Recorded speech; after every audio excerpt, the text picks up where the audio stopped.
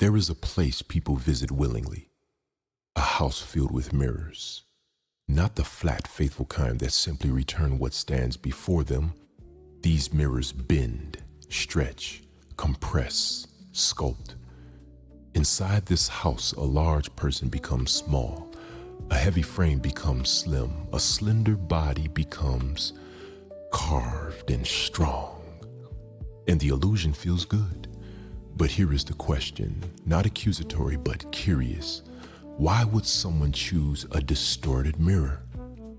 Sometimes it may be to avoid the work that change requires.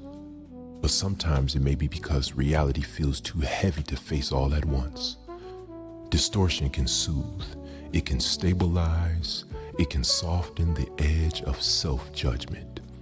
The mirror is not evil, and the person is not weak, but distortion, when trusted too long, begins to reshape belief. A standard mirror is flat, unwarped, level, honest. But even an honest mirror shows only the surface. It cannot reflect character or effort or growth happening beneath the skin. So even truth, when reduced to appearance, is incomplete.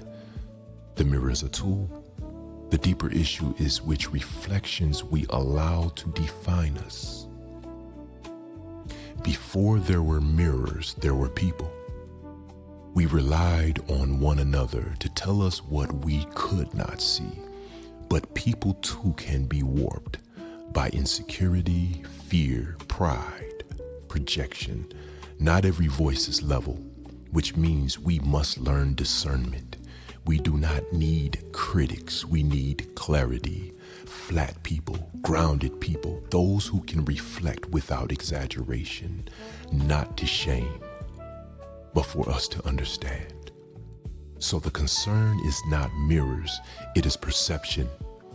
In a world of filters, curated angles, edited narratives, branded identities, are we slowly preferring reflections that comfort us over reflections that challenge us?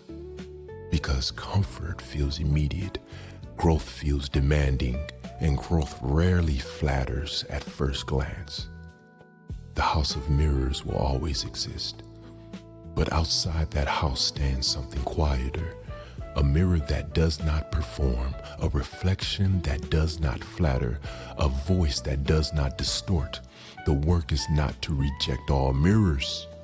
The work is to choose reflections that align with reality and still leave room for grace.